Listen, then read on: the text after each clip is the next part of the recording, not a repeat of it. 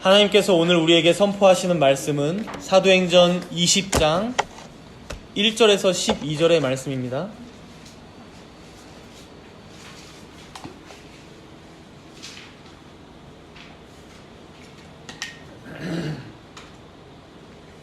사도행전 20장 1절에서 12절의 말씀 제가 봉독하도록 하겠습니다.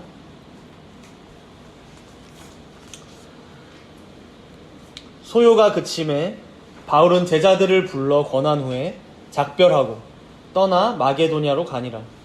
그 지방으로 다녀가며 여러 말로 제자들에게 권하고 헬라에 이르러 거기 석 달 동안 있다가 배 타고 수리아로 가고자 할 그때에 유대인들이 자기를 해하려고 공모함으로 마게도냐를 거쳐 돌아가기로 작정하니 아시아까지 함께 가는 자는 베레아 사람 브로의 아들 소바더와 데살로니가 사람 아리스다고와 세군도와 더베 사람 가이오와 및 디모데와 아시아 사람 두기고와 드로비모라. 그들은 먼저 가서 드로아에서 우리를 기다리더라. 우리는 무교절 후에 빌립보에서 배로 떠나 닷새만에 드로아에 있는 그들에게 가서 이레를 머무니라. 그 주간의 첫날에 우리가 떡을 떼려 하여 모였더니 바울이 이튿날 떠나고자 하여 그들에게 강론할세 말을 밤중까지 계속하매 우리가 모인 윗다락에 등불을 많이 켰는데 유두고라 하는 청년이 창에 걸터 앉아 있다가 깊이 졸더니 바울이 강론하기를 더 오래 하매 졸음을 이기지 못하여 3층에서 떨어지거늘 일으켜보니 죽었는지라.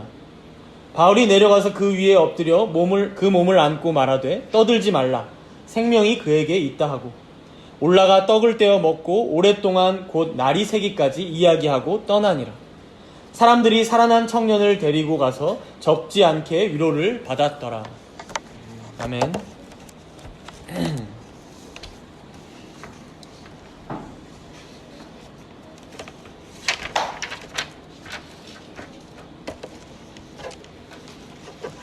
오늘은 바울의 여정 중에서 드로아에서 있었던 하나의 사건을 중점적으로 살펴보고자 합니다. 그런데 먼저 이 드로아까지 바울이 당도하게 된 여정을 잠깐 우리가 살펴보면요. 지난주에 2년 넘게 에베소에서 말씀을 전했던 바울의 수고를 통해서 하나님께서는 에베소와 아시아 대륙에 있었던 마술, 마법, 그런 미신적인 신앙으로부터 많은 이들이 회개하도록 이끄셨고 결국 그 가운데 말씀이 흥왕하게 하셨음을 우리는 보았습니다. 물론 그렇다고 해서 이후에 바울의 여정이 그럼 순탄해졌나? 사도행전 19장 후반부를 보시면 전혀 그렇지 않았음을 우리가 알 수 있습니다. 19장 후반부를 눈으로 한번 보시면서 들으시면 좋을 것 같아요. 이제 바울이 에베소에 조금 더 머물면서 말씀을 전하던 중에 큰 소요가 일어나게 되는데요. 당시 에베소가 섬기던 여신인 아데미 신상의 직공들, 즉 그 우상을 만들어 이제 팔던 장인들, 그리고 그것을 사고 팔던 영업인들이 들고 일어나게 된 거죠. 이제 하나님을 믿는 사람들이 많아지고 말씀이 흥왕하게 되자 당연히 우상 만드는 사업에 타격이 어느 정도 있었을 거라 보이고요. 그 일로 그쪽 사업자들이 다 같이 연극장에 모여서 시위를 벌이고 그리고 교회 성도들을 몇몇 데려다가 막 겁박하게 되는 일까지 일어나게 됩니다. 그래도 다행히 하나님의 보호하심 가운데 에베소 도시에 있었던 서기장을 통해서 그 소요를 잠재워 주시는데요. 이제 그 서기장이 뭐라고 이들을 이제 달래주냐면 합법적인 절차로 고발을 해야 하지 않겠냐. 민회가 열릴 때 건의를 하든지 해라.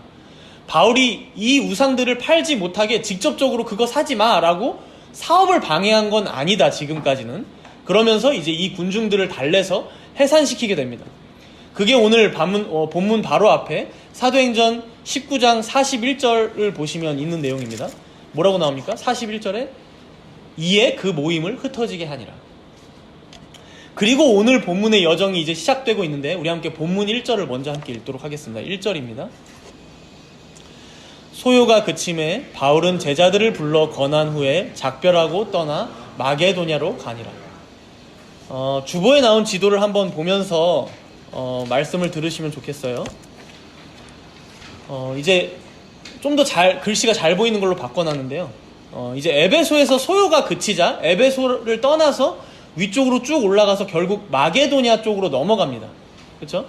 그래서 이제 본문 2절에도 나오다시피 그곳을 지나면서 여러 말로 자신의 제자들에게 권했다라고 하고요. 이건 이제 자신이 예전에 2차 전도 여행 때 들렀던 빌립보, 그리고 데살로니가, 베레아 이쪽 교회들을 들르면서 쭉 사람들을 만났다는 거겠죠. 그러고 나서 또 어디로 가고 있습니까? 밑으로 쭉 내려가서 아가야 지역, 즉 아덴과 고린도가 있는 곳으로 갑니다. 이제 오늘 본문 2절 뒷부분에 보시면 그 지역을 뭐라고 지칭하냐면 헬라라고 합니다. 그러니까 그리스 지역이다 보니까 그 지역을 헬라라고 하는 거예요. 그리고 본문 3절입니다. 우리 3절을 함께 읽도록 하겠습니다. 3절. 거기 석 달 동안 있다가 배 타고 수리아로 가고자 할 그때에 유대인들이 자기를 해하려고 공모함으로 마게도냐를 거쳐 돌아가기로 작정하니. 이때 석 달 동안 있던 곳은 아덴은 아니고요. 고린도라고 볼 수 있습니다. 이제 석 달 동안 있다가 수리아로 가려고 했다고 해요. 수리아는 여러분 어딜까요? 시리아. 저쪽 오른쪽에 예루살렘 쪽에 보시면 안디옥이 있는 곳이 바로 수리아죠. 그럼 거기로 왜 바로 가려고 했나 보니까 이제 여기 고린도에 석 달 동안 있는 동안 바울이 로마 교회로 쓴 편지가 바로 로마서거든요. 그래서 로마서 15장 25절과 26절에 보면 그 이유에 대해서 이렇게 얘기해요. 그러나 이제는 내가 성도를 섬기는 일로 예루살렘에 가노니 이는 마게도냐와 아가야 사람들이 예루살렘 성도 중 가난한 자들을 위하여 기쁘게 얼마를 연보하였습니다. 그러니까 결국 예루살렘으로 가기 위해서 먼저 수리아를 거쳐서 가려고 했던 건데 이유가 뭔가 보니까 마게도냐와 아가야 사람들을 통해서 연보 그 구제금을 모아서 예루살렘 성도 중에 가난한 자들에게 이것을 가져다 주려고 가려고 했다는 거예요. 그래서 여러분 오늘 본문은 아니지만 사도행전 20장 16절 본문 뒤에 16절을 한번 보세요. 사도행전 20장 16절을 보시면 뭐라고 하죠? 바울이 아시아에서 더 이상 지체하지 않고 될 수 있는 대로 오순절 안에 예루살렘에 도착하려고 급히 이동했다라고 하는 거예요. 급히. 그러니까 지금 바울의 마음이 어떤지 우리가 이걸 통해서 알 수 있어요. 뭐냐면 고린도에서 사실 석 달 동안 있던 것도 뭐 편지를 쓰려고 있던 건 아니에요. 당시가 아마 겨울이라고 보여지는데 겨울에는 백길이 아주 위험하거든요. 그래서 이제 가지 않고 석 달 동안 기다렸던 거죠. 그러니까 마음은 빨리 예루살렘에 가서 여기 이쪽 지역의 교회들이 모아준 그 구제금을 전달하고 싶었던 게 바울의 마음이었어요. 그래서 여러분 본문 4절을 먼저 한번 보시면 이 바울의 여정에 지금 함께하고 있는 사람들의 명단이 쫙 나오고 있는데 총 7명이에요. 근데 보시면 지역이 어디냐 보면 베레아 사람도 있고 데살로니가 사람도 있고 그리고 이제 저쪽 대륙에 있는 더베 사람도 있고 아시아 사람도 있어요. 그러니까 왜 이렇게 그럼 다 같이 가고 있느냐? 왜 다 같이 갈까요? 예루살렘에 도착해서 그들에게 구제금을 전달해줄 이 교회들의 각각의 교회들의 대표자들인 거예요. 인사를 하려고. 그리고 이 일을 통해서 바울은 유대인들이 많았던 그 예루살렘 교회와 그리고 이방인들을 통해서 세워진 이런 다른 지역 교회들이 모두 주님의 공교회임을, 보편교회임을, 하나의 교회임을 이제 서로가 알게 해주고자 이것을 추진했던 것으로 또 보입니다. 그런데 이런 중에 또 일이 생겨버려요. 안 좋은 일인데 3절 뒷부분에 한번 보세요. 본문 3절 뒷부분. 이렇게 다 같이 수리아로 가려고 했는데 뭐라고요? 어떤 유대인들이 바울을 해하려고 공모함으로 마게도냐를 거쳐 돌아가기로 작정했다라고 해요. 그러니까 여러분 예전에 2차 전도 여행 때 가만히 생각해 보시면 데살로니가에서부터 바울을 죽이려고 쫓아다녔던 유대인들이 있었잖아요. 저기 베레아까지도 쫓아왔었고 그 사람들이 아마 그쪽 사람들 중에 한 무리이지 않을까 싶은데요. 이제 바울이 수리아까지 배 타고 오랜 시간 배 타고 갈 때 이제 그 바다에 그냥 빠뜨려서 죽여버리려고 그리고 모른 척 하려고 했던 것 같아요. 그러니까 배에서 더 살인하기가 쉽거든요. 이제 다행인 것은 바울이 그걸 먼저 알았고 그래서 내가 여기서 배를 타고 가면 죽겠다 싶어서 다시 육로로 마게도냐로 올라가서 이제 짧은 백길로 해서 아시아로 넘어가고 그 다음에 예루살렘으로 가든지 해야겠다라고 이제 경로를 변경한 거예요. 그래서 이제 본문 6절이 나온 겁니다. 우리 6절을 함께 읽도록 할게요. 6절. 우리는 무교절 후에 빌립보에서 배로 떠나 닷셈 안에 드로아에 있는 그들에게 가서 이레를 머무니라. 이때가 이제 무교절이라고 하고요. 바울이 오순절까지 예루살렘에 가려고 했다고 했었죠. 그럼 무교절로부터 오순절까지 여러분 50일이에요. 50일. 그러니까 잘 모르실 수도 있지만 어쨌든 50일만 기억하면 돼요. 근데 50일인데 이제 빌립보에서 지금 드로아까지 5일 만에 백길로 갔고, 그리고 드로아에서 며칠을 머물렀대요? 1회 7일을 머물렀대요. 두 개 합치면 며칠입니까? 5일과 7일 12일이죠. 그러니까 12일 머물렀고, 그러면 오순절까지 며칠 남았어요? 산수인데 38일 남았어요. 38일. 그러니까 이제 바울의 마음을 알고자 하는 거예요. 지금 오순절까지 38일 남았고 빨리 가려고 하는 겁니다. 그러니까 바울이 그러면 이렇게 급한 중에도 왜 드로아에서 7일이나 머물고 있나, 그걸 생각해보면 이제 거기에도 교회가 당시에 있었던 것이죠. 성도들이. 예전에 여러분 기억하실 수 있을 것 같아요. 마게도냐에서 꿈을 하나 꿔가지고 마게도냐 사람이 이쪽으로 와서 좀 우리를 구원해달라고 한 적이 있었어요. 그렇죠? 그래서 바울은 그걸 하나님의 계시라고 생각하고 거기로 넘어갔었죠. 그 장소가 드로아였어요. 그러니까 이제 아마 그때도 거기 머물면서 복음을 전했을 거라 보이고, 교회가 아마 자그마게라도 세워졌을 거예요. 결국 지금 드로아의 성도들은요, 바울이 이번에 예루살렘으로 돌아가면 한동안 못 보게 될 것들을 좀 어느 정도 알았던 것 같아요. 아니, 아마 잘 알았을 거예요. 아마 한동안이 아니라 이젠 아예 못 보겠구나, 내가 죽을 때까지는 바울을 다시 보기는 힘들겠구나라고 생각할 만합니다. 왜냐하면 여러분 사도행전 19장 21절을 잠깐 보실게요. 저희가 본문으로 놓진 않았지만 19장 21절에 보시면 바울의 이제 생각이 나와요. 바울이 어떻게 작정하고 있나. 바울이 예루살렘으로 갔다가 이 연보 구제금을 갖고서 예루살렘으로 갔다가 이제는 로마로 가려고 한다라는 그 마음의 작정이 나와요. 그렇죠?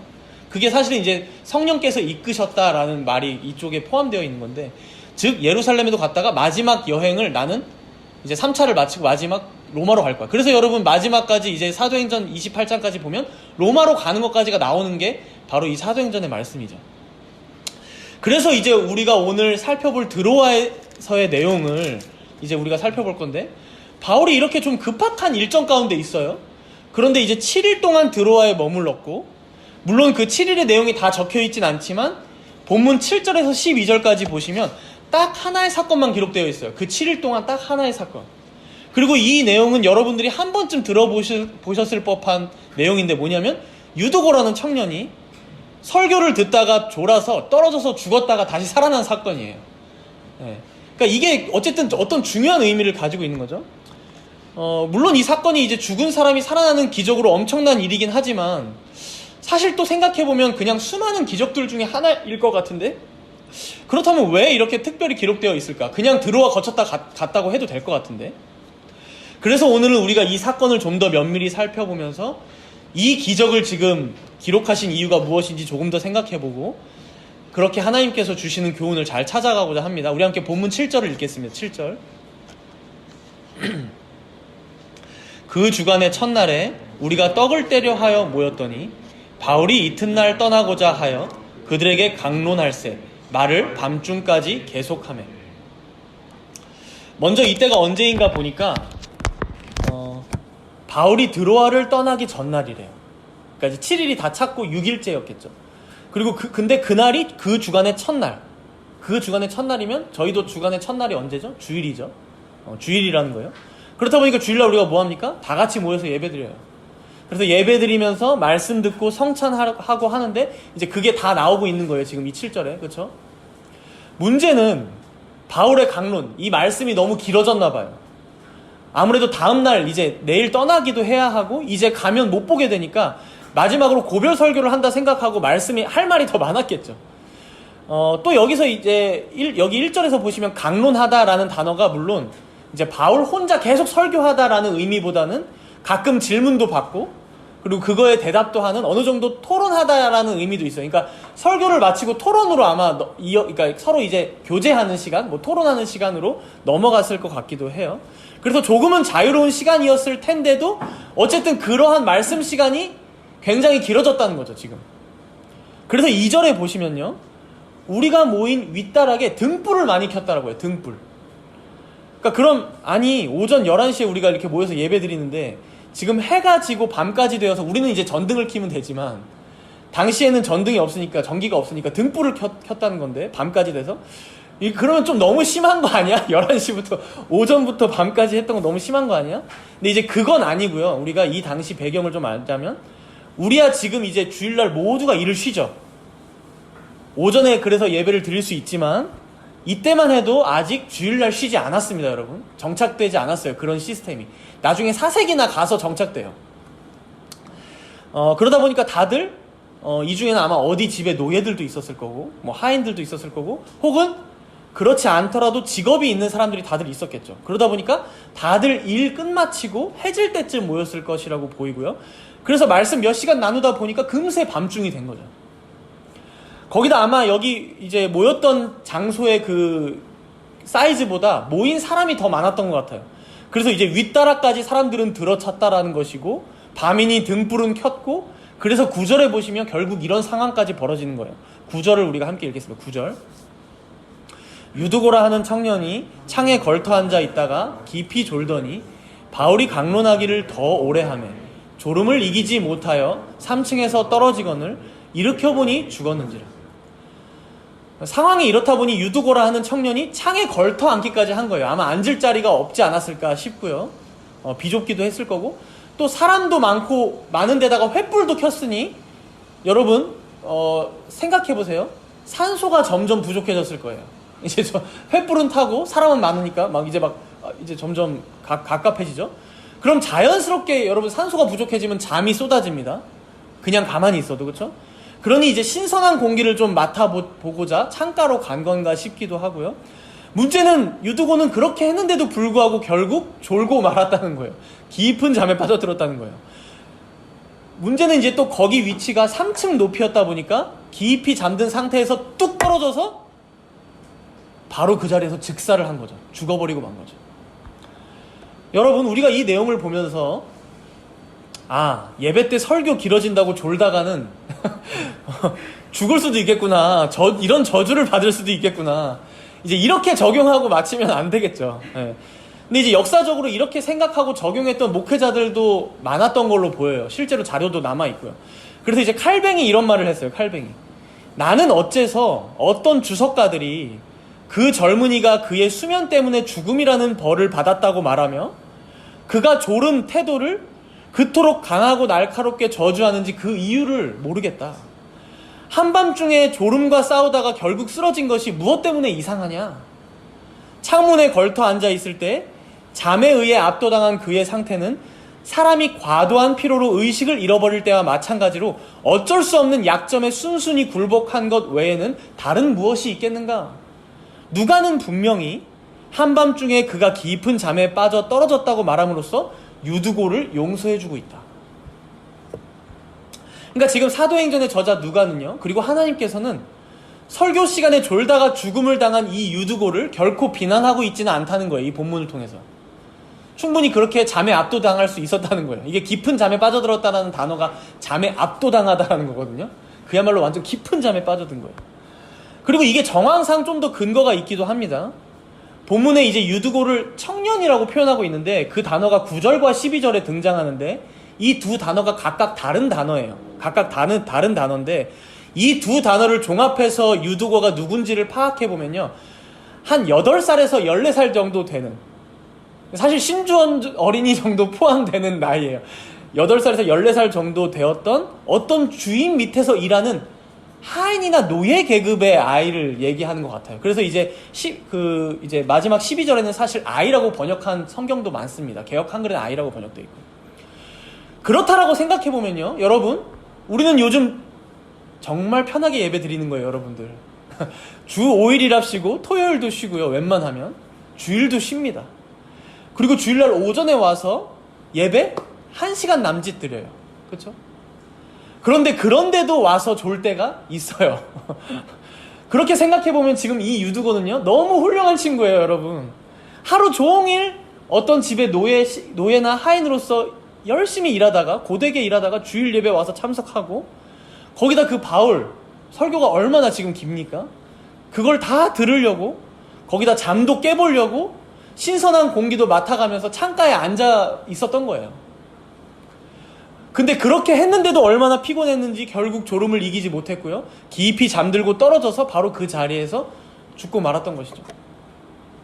그리고 이제 한 가지 더 결정적인 내용은, 이 유두고의 죽음이 정말 형벌이었다면, 설교 시간에 졸았다는 것에 대한 형벌이었다면 아마 10절의 내용이 결코 있지 않았을 것입니다. 우리 함께 10절을 읽겠습니다.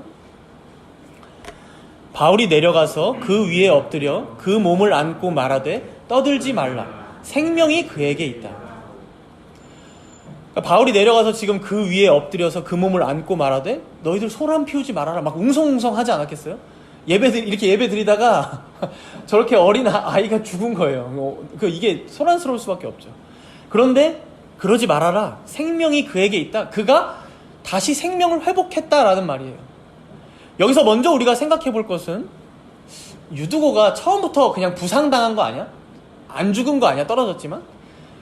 근데 이제 9절 끝에 보시면요. 일으켜보니 죽었는지라라는 단어가 나와요. 말이 나와요. 이게 그가 죽은 채로 들려졌다라는 말인데, 즉 죽은 게 확실하고요. 사람들이 그를 다른 곳으로까지 옮겼다라는 의미가 여기에 담겨 있습니다. 더해서 여러분 이미 눈치채셨을지 모르겠지만 본문 5절부터 한번 보시면요. 5절, 본문 5절. 지금 누가 다시 이 일행에 합류하고 있습니까? 저자인 누가가 합류하고 있어요. 우리가라고 그래서 얘기하죠.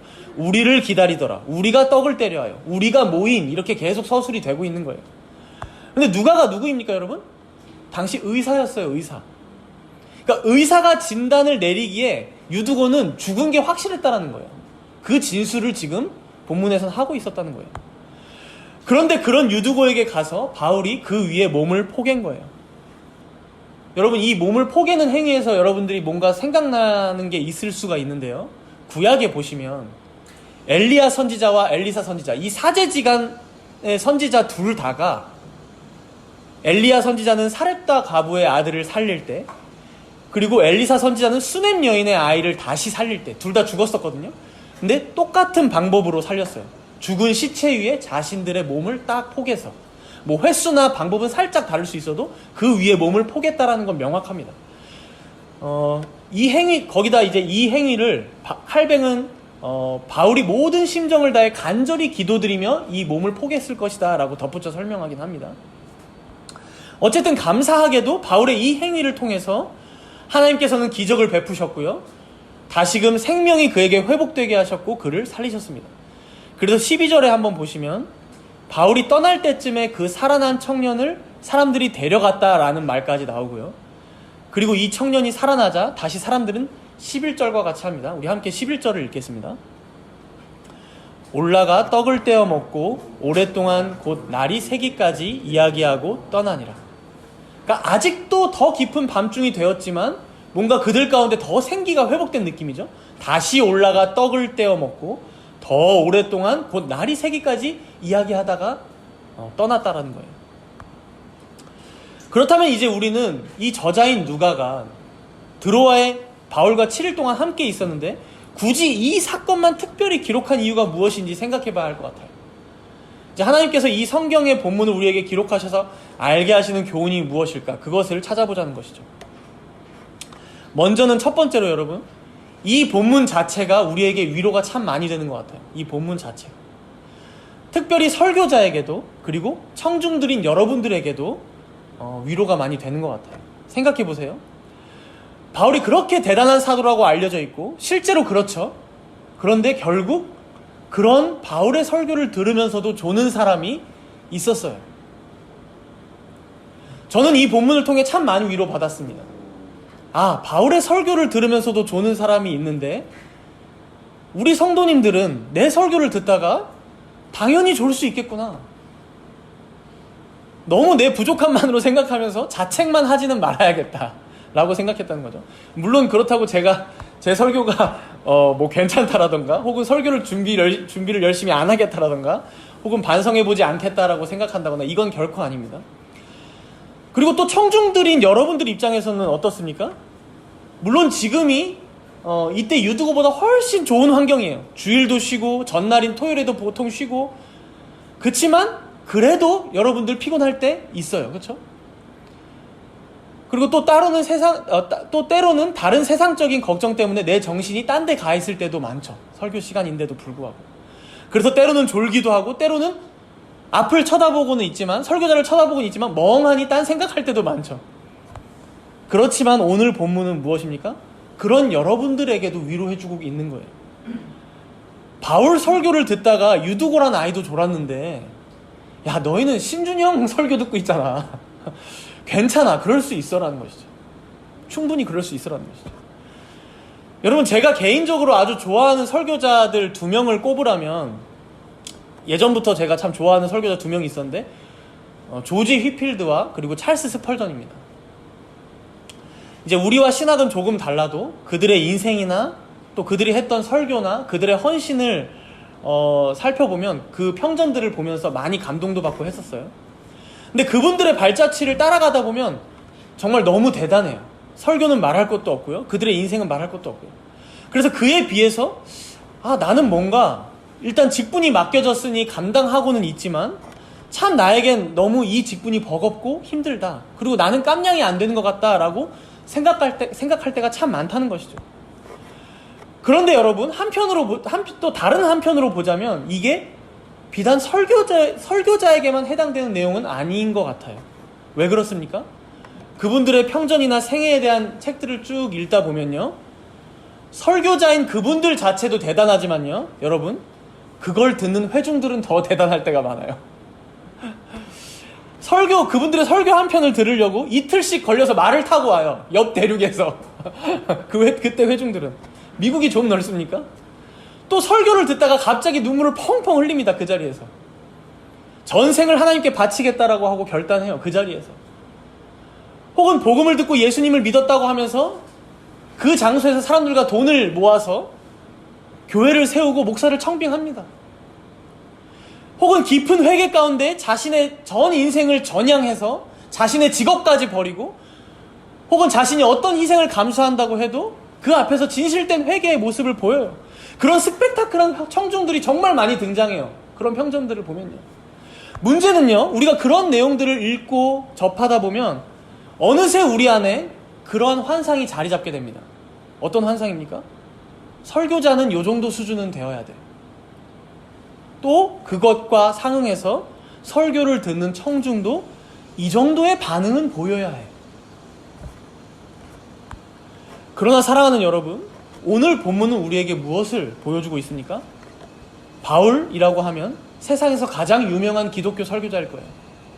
유두고라고 하면 만만치 않게 유명한 청중일 거예요. 그런데 결국 본문에는 무슨 얘기가 나오고 있습니까? 바울은 참 지겹게도 오래 설교를 했고 그걸 듣는 유두고는 결국 졸았다는 거예요. 이 말씀이 위로가 되는 것은요, 이처럼 기독교는, 이처럼 주님의 교회에는 설교자도 청중도, 목사도 회중도 그 누구도 남들보다 더 잘나서 설교하고 있는 것이 아니며, 혹은 청중도 남들보다 더 감동을 잘 받고 은혜를 잘 받아서 여기 앉아있는 것도 아니라는 거예요. 오히려 참 설교 재미없게 하는 설교자일 가능성이 더 많다. 그리고 그걸 듣는 회중은 이렇게 졸다가 심지어 3층 창가에서 떨어지기도 한다. 그런데 그런 중에도 무엇입니까? 그런 중에도 하나님께서는 은혜를 베푸시고 그런 설교자를 통해 교회를 세우고 계시고요, 그런 성도들을 통해 교회를 섬기게 하고 계시고, 이렇게나 연약하고 부족한 자들을 통해 결국 자신의 몸된 교회가 세워져 가고 지어져 가게 하신다는 사실입니다. 사랑하는 성도 여러분, 이처럼 우리 주님께서는 우리의 연약함 그 자체를 결코 탓하고 계시지 않습니다. 오히려 그 연약함을 이 예배 가운데 회복시키시고 그렇게 여러분들을 격려해주고 계십니다. 그러니 우리가 해야 할 일은 무엇입니까, 여러분? 때로는 피곤하고 힘들고 귀찮아도 하나님께서 허락하신 이 은혜의 방편인 말씀과 성례를 부지런히 사용하는 거예요. 부지런히. 때로는 이 예배 자리까지 나오기가 너무 힘들어도 내 몸을 이끌고 이 자리까지 나와 보는 거예요. 그래서 오늘 본문의 유두고처럼 사람이 많아서 앉을 자리가 잘 없어도 창가에라도 걸터 앉는 거예요. 산소가 없어서 좀 졸려오면 창문을 열어서라도 환기를 시키는 거예요. 그렇게 하나님의 말씀 듣기를 계속해서 애쓰며 그 자리로 계속해서 나아오는 거예요. 그렇게 주님께서 우리에게 허락하여 주신 이 은혜의 방편, 말씀과 성례를 부지런히 사용하는 것이 바로 우리가 해야 할 몫이라는 것이죠. 그리고 오늘 본문은 이어서 이러한 은혜가 바로 어떤 날에 임하고 있는가를 강조하고 있어요. 어떤 날에 임하고 있는가. 우리가 아까도 살펴봤지만 본문 7절에 보시면 어떻게 시작하고 있습니까? 그 주간의 첫날에 라고 시작해요. 그 주간의 첫날에. 우리가 지금은 이 진술을 보면서도 너무 당연하게 받아들여지죠. 예배는 주일날 드리는 거니까 당연히. 그러나 여러분, 구약의 안식일은 무슨 요일이었습니까? 하나님께서 6일 동안 세상을 창조하시고 7일째 쉬셨던 것을 통해서 주간의 제7일, 즉 토요일을 유대인들은 안식일로 지켜왔어요.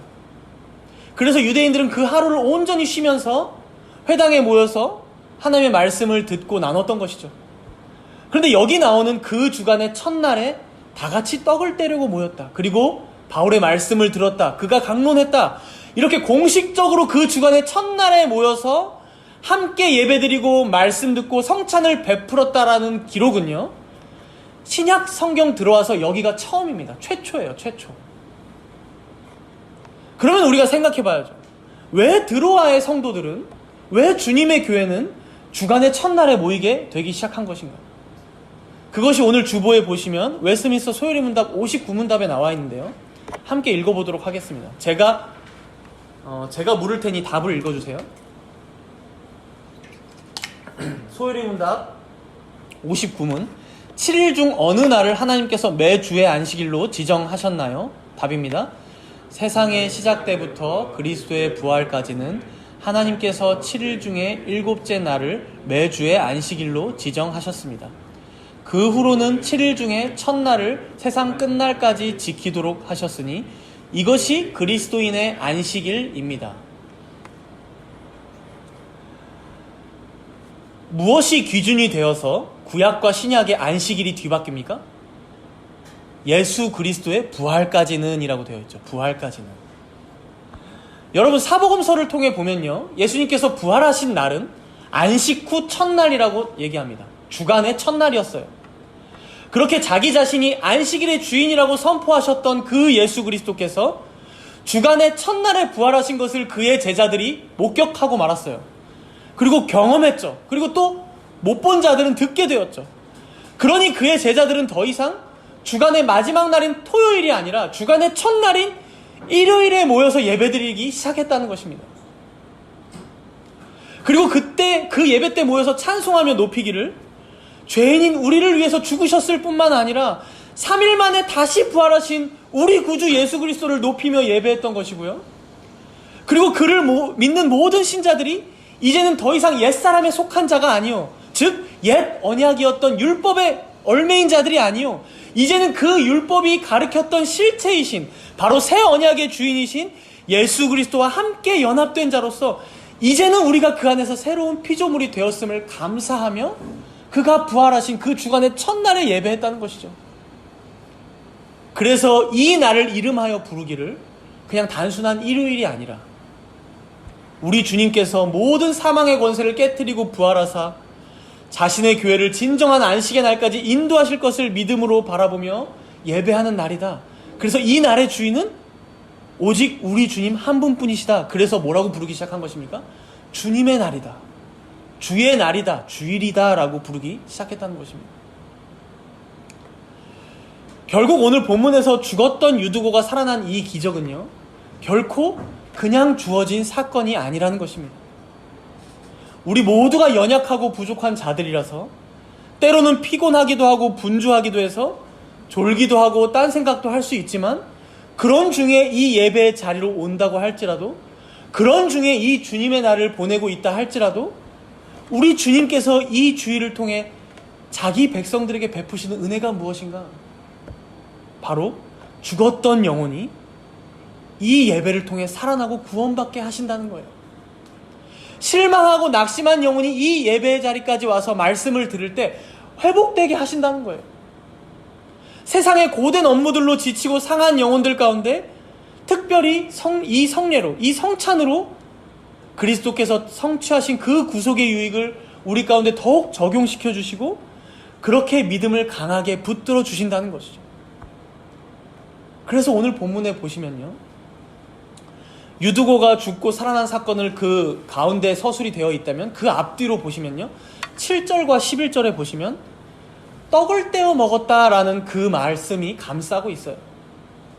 물론 이미 예수님께서 이 주의 만찬, 이 성찬을 제정하신 이후에 부활하시고 나서도 바로 제자들에게 이제 떡을 떼어주시기도 하셨고, 또 사도행전 들어와서도 종종 교회가 떡을 떼는 장면은 나왔었지만, 이렇게 주일날 떡을 떼려고 모였다, 그리고 떡을 떼어 먹고 계속 말씀을 나누고 예배했다, 이런 기록은 여기가 처음이라는 것이죠.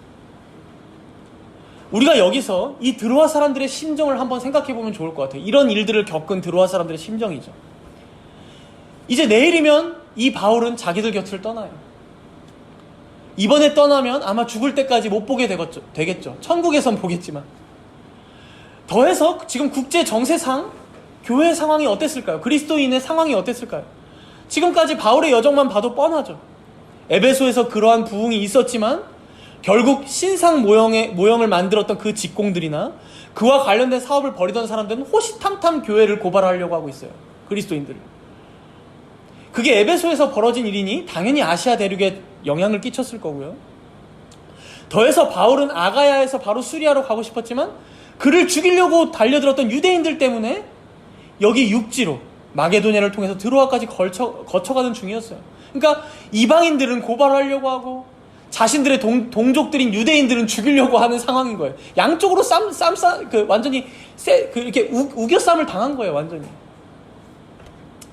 이걸 다 듣고 알고 있는 이 드로아 교회 성도들의 마음이 어땠을까요? 마음이 불안하죠. 떨리죠. 앞으로가 막막하죠. 지도자는 떠나고 매주 주일날 모여서 예배는 드려왔지만 처음 바울과 예배를 드렸을 때만큼 그러한 감격이나 은혜는 많이 식어진 것 같은 거죠. 유두고가 왜 졸았겠습니까? 물론 피곤하기도 했겠지만 어느 정도 분위기가 이제 약간 예상이 가죠.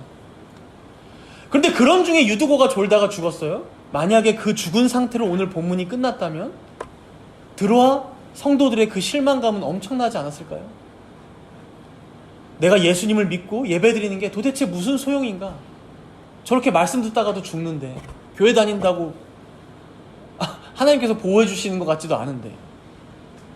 그러나 바울은 그와 함께 포개져 엎어졌고요, 하나님께서는 유두고를 다시 살려주시는 광경을 이들은 목격했어요. 그의 생명을 회복시켜 주셨고 다시 부활하게 하셨다는 것이죠. 유두고를.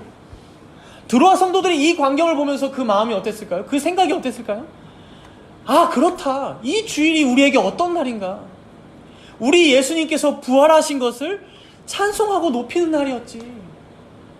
그가 지금도 하늘 보좌 우편에서 자신의 교회, 즉 우리 교회를 다스리고 계실 뿐만 아니라 온 만물을 다스리고 계심을 우리가 고백하며 선포하는 날이었지, 이 주일이. 또한 우리가 이렇게 함께 서로 떡을 떼는 성찬의 의미가 무엇이었지? 비록 그리스도가 우리의 눈에 보이진 않는다 할지라도 그가 나를 위해 살이 찢기고 보혈을 흘리심으로 구원하셨음을 고백하며, 또한 그러한 그가 지금 죽지 않고 다시 부활하셔서 신비한 성령의 은혜 가운데 우리와 지금도 이 성찬을 통해 연합하게 하시고 우리와 교제하시며 이렇게 우리에게 실제적인 영적인 양식을 허락하시며 그렇게 우리를 자라게 하시고 회복하게 하시는 그 시간이 바로 이 성찬의 시간이었지라는 것이죠. 이 귀한 말씀과 성찬의 내용들이 바로 그들 가운데 각인이 다시 한번 되었을 거란 사실입니다. 여러분, 우리 예수님께서 부활하시고 승천하신 이후에요, 오순절날 예루살렘에 그의 영, 성령을 보내셨습니다. 오순절날. 여러분, 오순절날이 무슨 요일인지 아십니까? 무교절로부터 50일째 되는 날. 무교절이 안식일이라면 77에 49 주일이에요. 우리 주님께서 부활하신 날, 그리고 우리 성령 하나님께서 임재하사 자신의 교회를 세우시고 구원을 베푸신 날, 이 모든 날이 주님의 날인 주의 날, 이 주일에 있었다는 것은 단지 이 날이 되면 여기저기 기적이 베풀어지고 죽은 자가 살아나고 이제 이런 의미보다는 무엇입니까? 오늘 본문에서 처음으로 주일날 모여서 공적으로 예배를 드렸던 자들이 이 은혜를 경험한 것처럼 이후에도 신약의 모든 교회들이 주일에 모여 자신의 이름을 높이며 예배할 때에 모든 주님의 교회와 성도들 가운데 바로 이러한 은혜를 허락하시겠다는 하나님의 약속이요 뜻이요, 그렇기에 주일은요 여러분, 우리가 꼭 지켜야 할 규례라는 것입니다. 그래서 우리는 지금까지도 이 주일을 기대함으로, 또 주일날 삼위 하나님께 드릴 예배를 사모함으로, 또 서로가 부족하지만 이 시간에 선포될 주님의 말씀을 갈망함으로, 그리고 지금은 비록 코로나 시국이라 못하지만 이 떡을 떼는 성찬을 기다림으로 이 주일을 맞이하며 이렇게 예배로 나와 참여하고 드린다는 것이죠. 그래서 여러분, 이런 말 들어보셨을 거예요. 우리가 주일을 지켜온 줄 알았더니 주일이 우리를 지켜왔다는 것이죠. 이게 맞는 말인 것이 왜 그렇습니까? 하나님께서 이 주일의 시간을 사용하심으로, 이 주일의 시간을 통해서 부활하신 예수 그리스도의 은택을 자기 백성들 가운데, 자신의 교회들 가운데 수여하고 계시기 때문입니다. 오늘 우리가 함께 드리는 예배가 비록 부족하다 하여도 이 예배를 통해, 또 말씀 선포의 시간을 통해 자신의 뜻을 드러내시고 그 말씀과 함께 성령의 역사를 통하여 우리에게 믿음을 주시고 그렇게 우리의 삶을 인도하고 계시기 때문입니다. 또 우리가 서로 떡을 떼고 잔을 나눌 때에 그 가운데 성령의 신비한 역사를 통하여 우리가 진정 우리의 구주이신 예수 그리스도와 연합된 자임을 다시금 확증하고요, 그렇게 우리가 언젠가는 그가 부활하셨던 것처럼 그와 연합된 자로서 나도 부활할 것임을 기대함으로 이러한 산소망을 품고 살아가는 자로 빚어가시기 때문이라는 것이죠. 이러한 내용을 다 깨닫게 된 드로아의 성도들의 모습을 누가는 마지막에 이렇게 서술합니다. 우리 본문 12절을 읽겠습니다. 12절.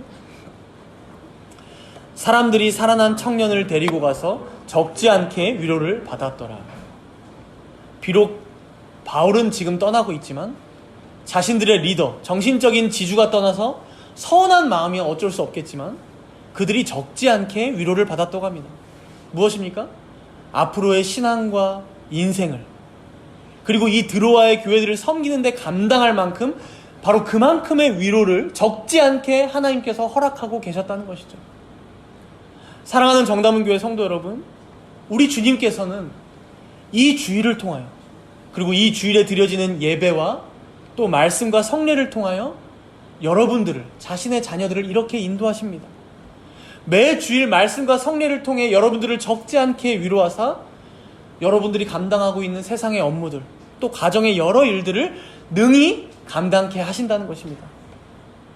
이처럼 오늘 본문은 당시 유대인의 관습에도 전혀 없었던 주의 날에 모여 주의 만찬을 함께 나누고 주의 말씀을 선포하는, 진정 기독교만이 가질 수 있는 그 독특성을 최초로 세세하게 알려주고 있는 본문이라는 것입니다.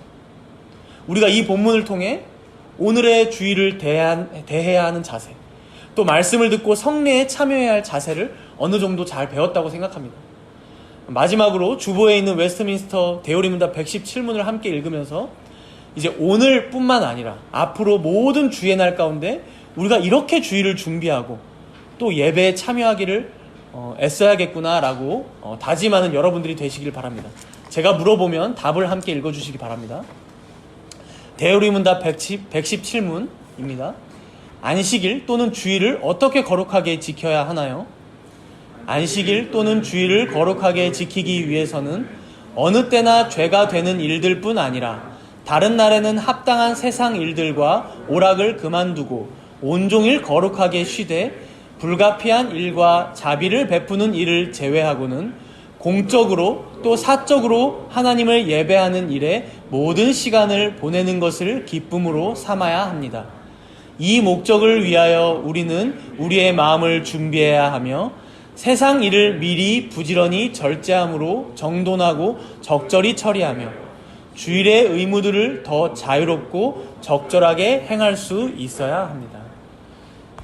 이 문답이 여러분들에게 하나의 계명과 또 율법이 되어서 여러분들을 올가매기보다는 하나님께서 이렇게 여러분들의 주일을 빚어가실 것임을 기대하고 또 사모함으로, 그리고 또 영원한 안식 가운데 우리가 이렇게 삼위 하나님을 즐거워하고 기뻐하는 자가 될 수 있음을 고대하고 기다림으로 이 계명을 잘 받으시는 여러분들이 되시기를 바랍니다. 우리 함께 기도하겠습니다.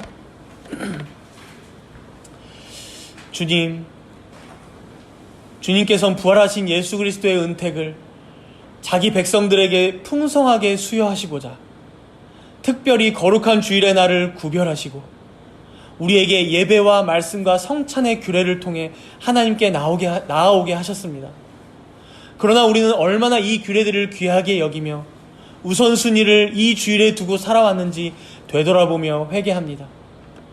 그러나 우리의 이러한 연약함과 부족함에도 불구하고 주님께서는 오직 홀로 은혜를 베풀어 오셨음을 우리가 또한 봅니다. 유두고와 같이 연약한 인생이 바로 우리들입니다. 하나님께서 받으실 만한 자들이 아님을 고백합니다. 그러나 그럼에도 불구하고 우리의 중보자 되신 예수 그리스도 안에서 우리를 어여삐 봐주시사 의롭다 칭해 주시고 온전히 은혜를 베풀어 주시니 감사를 올려드립니다. 우리가 이러한 회개와 감사의 간구로 잠시 동안 조용히 함께 기도하도록 하겠습니다.